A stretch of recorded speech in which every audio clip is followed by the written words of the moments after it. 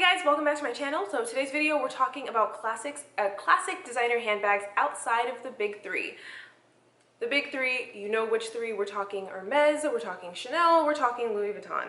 Now, when we think of classic handbags, there are plenty of great designer classics by those three fashion houses. However, not only expand the scope of this video, but maybe work within a bit smaller of a budget if possible. I will be excluding those three designers from this video and focusing our attention to other great designer fashion houses that also have really classic looking bags that will stand the test of time. So the criteria I went into are relevant design features and anything that's not going to date itself too much, and because we live in reality, resale is definitely a factor as well. Things that don't tend to fall in resale value over time, through my experience. Yes, by the way, if you're new here, my name's Katherine. My channel is KWSHOPS. I've worked in the luxury resale industry for the past 6 years, and here I give you guys my tips and insights and just general opinions and perspectives on all aspects of the designer luxury resale market. If you like videos about handbags, if you want to know more about how to sell them and how to buy things that will stand the test of time and how to get the most money for them in the end, then I think you will have a lot of fun here. Please subscribe if you haven't already, and let's get started. So we're going to be examining the pre-loved resale market for some discontinued pieces, as well as some that will be currently available in the store. This first bag on our list is, I'm pretty sure, has been discontinued by the fashion house, and we're talking about the Gucci Flap Soho chain bag. It doesn't have a particularly cute name to it, I guess, and it's also probably discontinued, but I have seen them come up on not only the resale market but as well as the Gucci outlets if you can find one. This bag I think is just such a classic. It's been around forever. It's definitely held its value over time, and I just think the lines on it are very clean. It's distinguished as being designer and Gucci, and it's leather, and as well. And you can also find it in a couple of really cool colors. My favorite color for this bag is the champagne gold, and I also really love the red. And I think this is one that you just can't go wrong with. This is a bag that will be relevant for many years to come.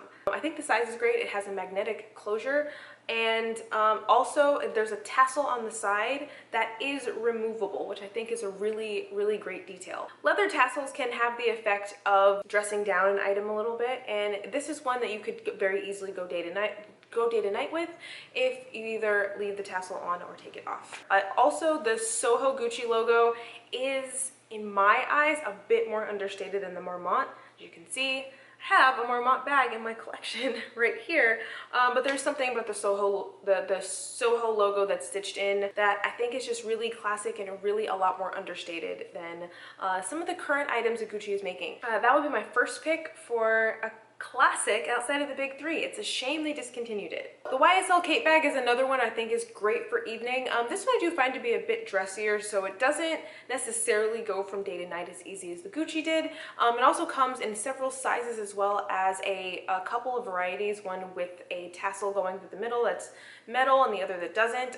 Personally, I think the without the tassel is just more versatile, and it's also a lot less expensive. So that would be my pick, but I think that's a forever bag. I think that is, yeah, I think the YSL Kate is a safe bet.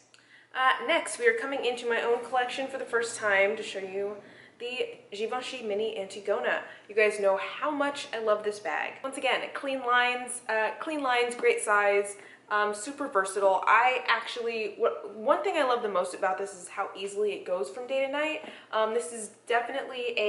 This definitely works for me as a night out bag, especially, you know, with like an all black or, you know, silver outfit. So this leather definitely, in my opinion, makes this bag a lot less like, what's the words? It's a lot like less black for some reason. I know that's a weird way to put it, but to pair this with an all white outfit, I feel like makes more sense because of the shine. Does that make sense? Yeah, because like I don't know, it like just highlights a little bit better, a little bit differently. So to pair it with an all white outfit, gray outfit, etc., I just think it works really well.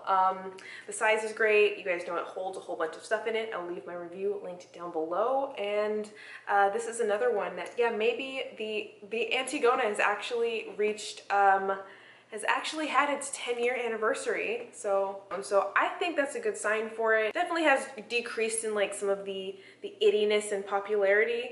And that's typically when I like to go for bags. So this one, I don't see going anywhere anytime soon. What can I say? I'm biased. This is the medium Gucci Dionysus. This was my holy grail bag, and it was one of the most rewarding purchases I've ever made in my entire life. So yes, I am biased. And I will also say too, this is the only monogram bag I'll be featuring on this list. I think something about the contrast of the Gucci monogram with this brown taupey suede, I think it just takes some of the flash out of the bag, and it's just a lot more understated than than you would expect for a Gucci monogram, and that's just in my opinion. Now, I do warn you, it is super heavy, but I love this size, and I just think that this is going to be a classic, especially because of the way it holds its shape, and I just feel like it's just not so out there, even though it does have the monograms and everything going across it. So another classic on my list, I have Dior Lady Dior. This isn't a bag that I'm particularly a fan of, but I do have a lot of good things to say about it. For me, in my own wardrobe, it sort of reminds me of the Antigona, so I just don't feel like I have a place for it personally. Something about the size and shape, I just feel like is going to be relevant for many, many seasons to come. They've made this bag since 1994. It comes in a variety of different styles and patterns and textures and materials, etc. It's one that I feel like isn't going anywhere, and if you go for the mini size, I think that one is just so incredibly cute. One commonality I think with all of the bags on these lists is that, especially with this one, it just doesn't have a lot of bells and whistles, unless of course you go for a limited edition collection. I think that limited edition Lady Dior's age better than most other limited edition pieces. I'm gonna leave some photos up here and let me know what you guys think.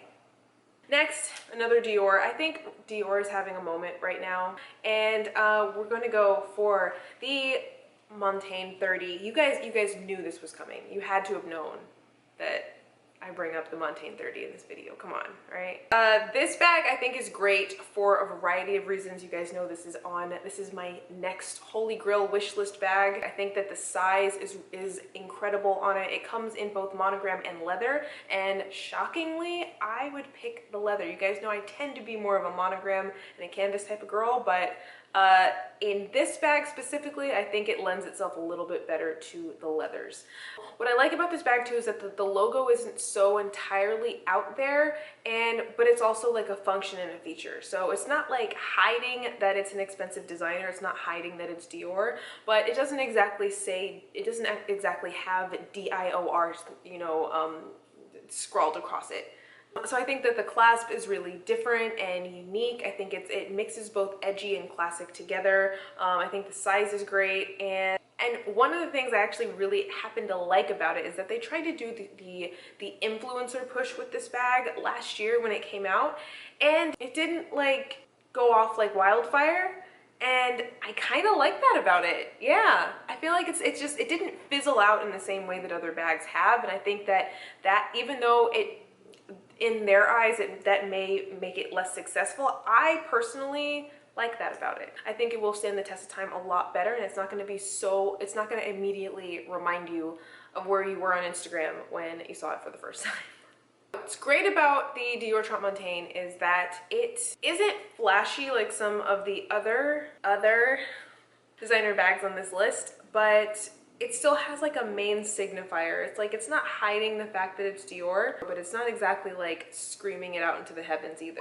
What did you guys think of my roundup of classic bags outside of the big three? I hope to hear your answers, and I hope you guys enjoyed this video. If you have any you'd like to add, please comment them down below. So subscribe if you haven't already, and please leave me any video suggestions, anything that you'd like to see down below in the comments as well. So I hope you guys enjoyed this video, and I'll see you guys in my next one. Bye!